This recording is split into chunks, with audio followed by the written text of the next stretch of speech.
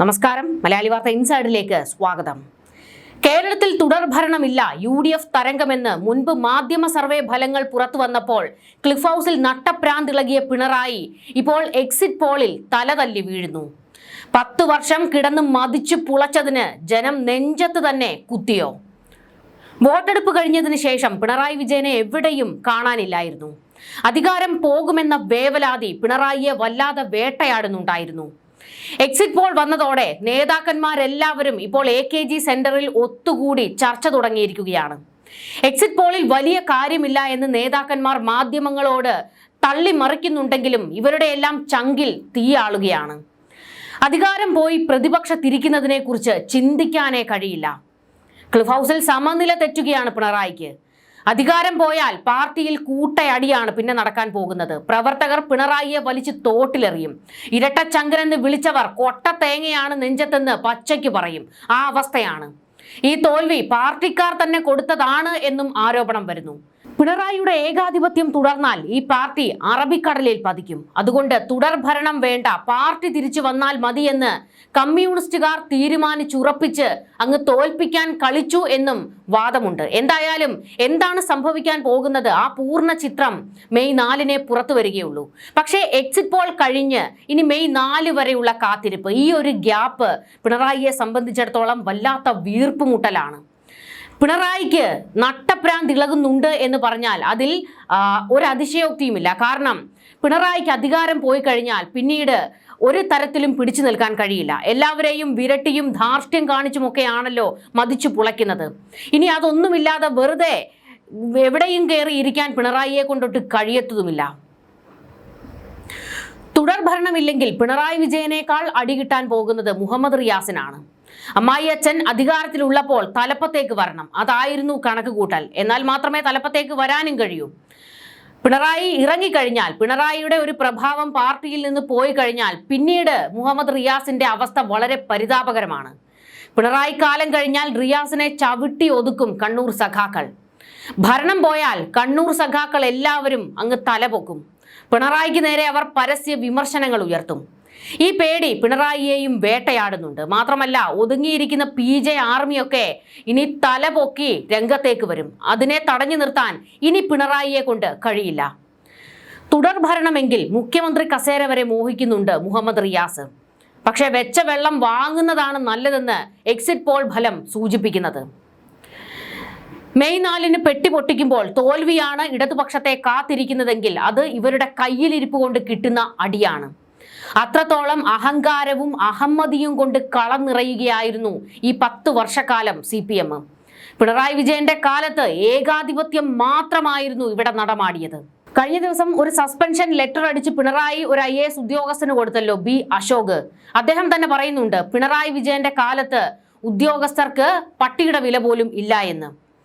അതായത് പിണറായി അവരെ എല്ലാവരെയും അങ്ങ് ചവിട്ടി മെതിക്കുകയായിരുന്നു. അവരുടെ ജോലി ചെയ്യാൻ പോലും അനുവദിക്കാതെ അവരെ പെടുത്തി കൂട്ടിയതിന്റെ വിവരങ്ങൾ ഉൾപ്പെടെ അദ്ദേഹം ഇപ്പോൾ പച്ചയ്ക്ക് പറയുന്നുണ്ട്.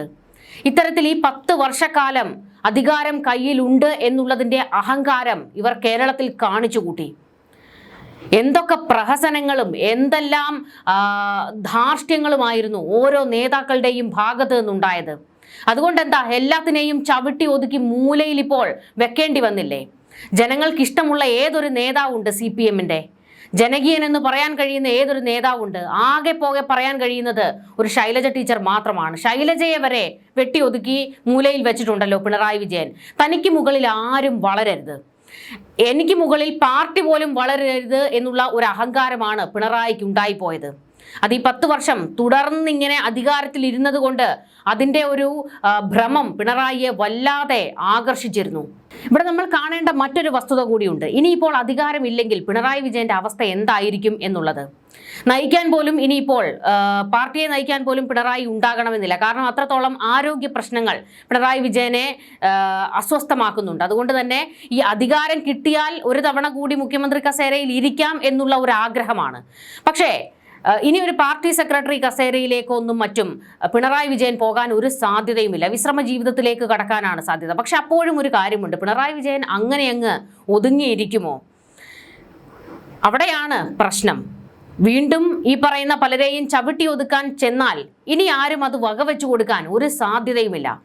ഈ പറയുന്ന പ്രിവിലേജുകളെല്ലാം പിണറായിക്ക് നഷ്ടപ്പെടും. പാർട്ടിക്കാർ പോലും ഒരു മൂലയിലേക്ക് ഒതുക്കി നിർത്തും പിണറായി വിജയനെ.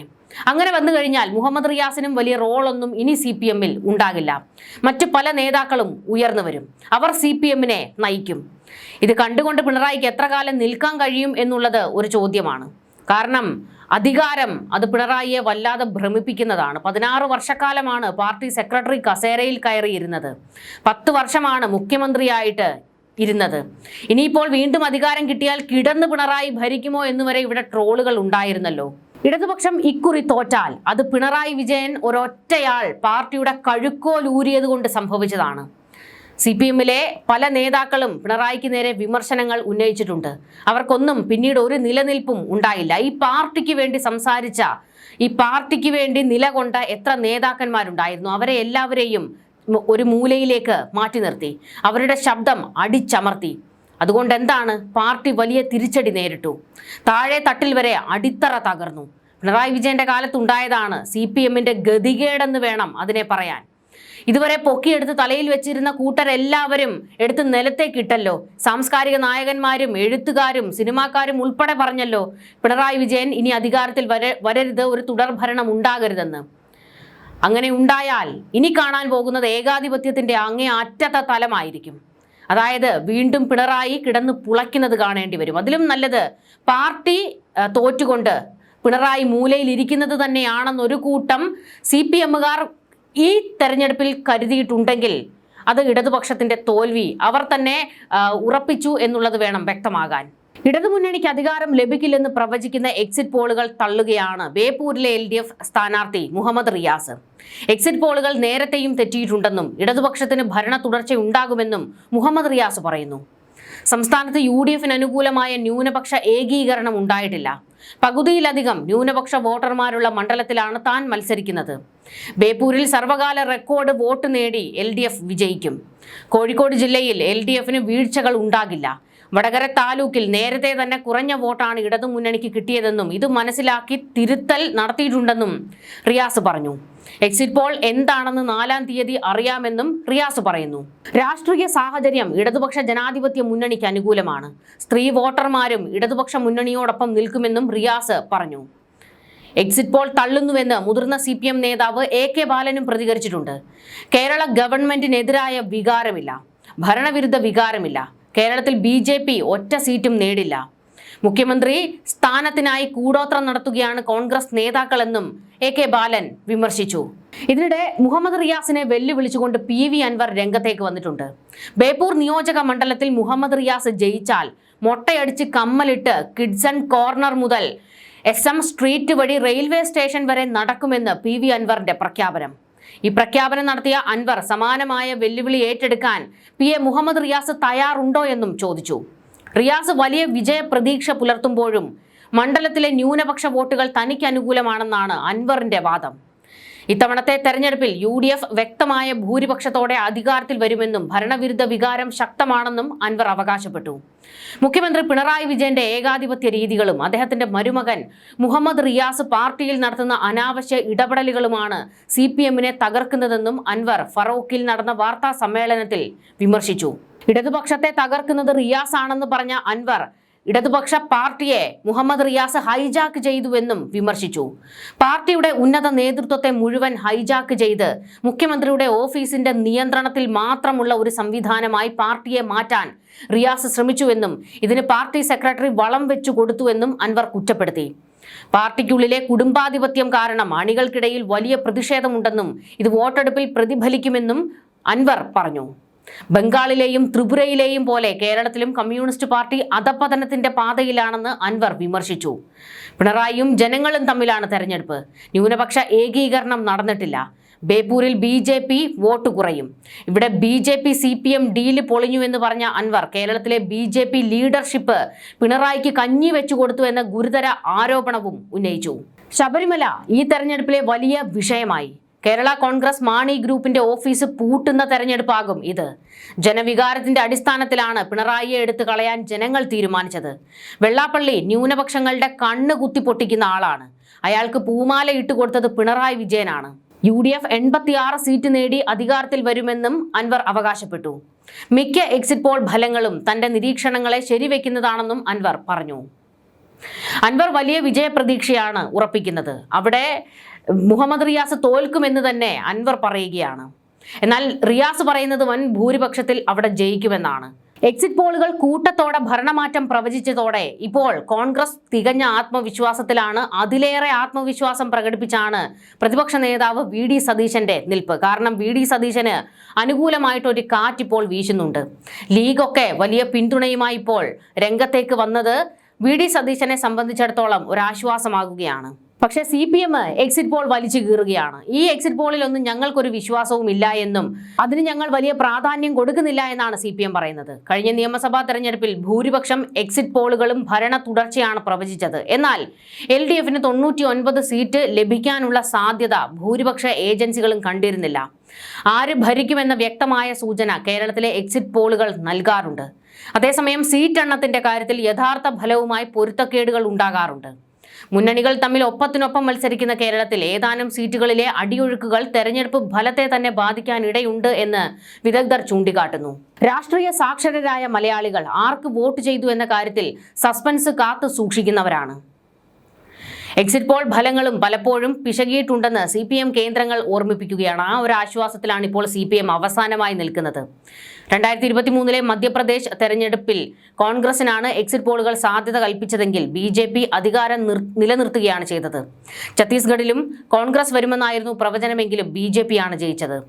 കഴിഞ്ഞ പൊതു തെരഞ്ഞെടുപ്പിൽ BJP വൻ ഭൂരിപക്ഷത്തോടെ ഭരണം നിലനിർത്തുമെന്നായിരുന്നു ഏറിയ പങ്കും പ്രവചനങ്ങൾ. പക്ഷേ പ്രവചിച്ചതിലും ശക്തമായ ചെറുത്തുനിൽപ്പ് ഇന്ത്യ സഖ്യത്തിൽ നിന്നുണ്ടായി. ഇതെല്ലാം ചൂണ്ടിക്കാട്ടി പ്രവചന വ്യായാമം എന്നതിനപ്പുറം യഥാർത്ഥ ജനവിധിയായി എക്സിറ്റ് പോൾ ഫലങ്ങളെ കാണേണ്ടതില്ല എന്നാണ് ഇപ്പോൾ CPMന്റെ നിലപാട്. വല്ലാത്ത പൊള്ളലുണ്ട്. എന്തായാലും VD സതീശൻ ഇപ്പോൾ ഒരു വിജയ പ്രതീക്ഷയിലാണ്. തനിക്ക് മുഖ്യമന്ത്രി കസേര കിട്ടും എന്നുള്ളൊരു ആവേശം. കാരണം ലീഗും ചില അനുകൂല നിലപാടുകൾ VD സതീശന് സ്വീകാര്യമായ രീതിയിൽ എടുക്കുന്നുണ്ട്. എക്സിറ്റ് പോളുകളിൽ മുഖ്യമന്ത്രി സ്ഥാനത്തേക്ക് VD സതീശന് ലഭിച്ച പിന്തുണ ജനവികാരമാണെന്ന് കരുതുന്നുവെന്ന് മുസ്ലിം ലീഗ് സംസ്ഥാന അധ്യക്ഷൻ പാണക്കാട് സാദിഖ് അലി ശിഹാബ് തങ്ങൾ പ്രതികരിച്ചു. ആളുകളുടെ അഭിപ്രായം അതുതന്നെയാണെന്നാണ് തോന്നുന്നതെന്നും സാദിഖ് അലി തങ്ങൾ അഭിപ്രായപ്പെട്ടു. UDF ജനവികാരം പരിഗണിച്ച് തന്നെയായിരിക്കും തീരുമാനമെടുക്കുക. മുഖ്യമന്ത്രി സ്ഥാനത്തേക്കും ജനവികാരം പരിഗണിക്കുമെന്നും അദ്ദേഹം വ്യക്തമാക്കി. മുഖ്യമന്ത്രി സ്ഥാനത്തിൽ തീരുമാനമെടുക്കേണ്ടത് കോൺഗ്രസ് ഹൈക്കമാൻഡാണ്. കോൺഗ്രസ് ഹൈക്കമാൻഡും ജനവികാരം മാനിച്ചായിരിക്കും തീരുമാനമെടുക്കുക. അവരും കാര്യങ്ങൾ മനസ്സിലാക്കുന്നവരാണല്ലോ എന്നും സാദിഖ് അലി ശിഹാബ് തങ്ങൾ പ്രതികരിച്ചു. കോൺഗ്രസിലെ മുഖ്യമന്ത്രി ചർച്ചകളിൽ VD സതീശനാണ് മുസ്ലിം ലീഗ് നേതൃത്വത്തിന്റെ പിന്തുണ എന്നാണ് സാദിഖ് അലി ശിഹാബ് തങ്ങളുടെ പ്രതികരണത്തിലൂടെ ഏകദേശം വ്യക്തമാകുന്നത്. UDF എല്ലാ കാലത്തും ജനവികാരം പരിഗണിച്ചായിരിക്കും തീരുമാനമെടുക്കുക. ഭാവിയിൽ മന്ത്രിസഭ രൂപീകരിക്കുന്നതിലും ഭരണകാര്യത്തിലും അടക്കം ജനവികാരത്തിന് അനുകൂലമായിട്ടായിരിക്കും UDFൽ തീരുമാനമുണ്ടാകുക. മുഖ്യമന്ത്രി കാര്യത്തിൽ അടക്കം അതുണ്ടാകുമെന്ന് ലീഗ് പറയുമ്പോൾ VD സതീശന്റെ പേരുകൂടി അവർ ഉയർത്തി കാണിക്കുമ്പോൾ ലീഗിന്റെ പിന്തുണ സതീശനാണ് എന്നുള്ള ഒരു തരത്തിലേക്ക് ഇപ്പോൾ വ്യാഖ്യാനങ്ങൾ എത്തിയിട്ടുണ്ട്. ലീഗും ഇത്തരത്തിലൊരു പിന്തുണ പ്രഖ്യാപിച്ചതോടുകൂടി തനിക്ക് വലിയ ഒരു ആശ്വാസം എന്നുള്ള നിലയിലേക്ക് ഇപ്പോൾ VD സതീശൻ എത്തിയിരിക്കുകയാണ്. അങ്ങനെ ഒരു ത്രികോണ പോരിവിടെ നടക്കുകയായിരുന്നല്ലോ. മുഖ്യമന്ത്രി കസേരയ്ക്ക് വേണ്ടി KC, RC, VD ഇങ്ങനെ ഒരു ത്രികോണ പോര്. ഇതിൽ ഒരു ചെറിയ ആശ്വാസം, നേരിയ ഒരു ആശ്വാസം ഇപ്പോൾ ലീഗിന്റെ ചില പ്രസ്താവനകളിലൂടെ VD സതീശന് കിട്ടിയിരിക്കുകയാണ്. എന്തായാലും കാത്തിരുന്ന് കാണണം എക്സിറ്റ് പോൾ ഫലം അതുപോലെ തന്നെ സംഭവിക്കുമോ എന്നുള്ളത്. തോറ്റാൽ അത് ഇടതുപക്ഷം അർഹിക്കുന്ന, അവർ മേടിച്ചെടുത്ത, അതായത് ജനങ്ങളോട് ചോദിച്ചു മേടിച്ച അടിയാണ് എന്ന് പറയേണ്ടി വരും. പിണറായി വിജയന്റെ ഏകാധിപത്യ ഭരണമാണ് ഈ തെരഞ്ഞെടുപ്പിൽ അവർക്ക് വലിയ തിരിച്ചടി ഉണ്ടാക്കിയത് എന്നുള്ളതും വ്യക്തമാകും. മെയ് 4 വരെ നമ്മൾ കാത്തിരിക്കണം എന്താണ് റിസൾട്ട്. ആ പെട്ടി പൊട്ടിക്കുമ്പോൾ ആര് വീഴും ആര് വാഴും എന്ന് കാണാൻ. ന്യൂസ് ഡെസ്ക് മലയാളി വാർത്ത ഇൻസൈഡ്.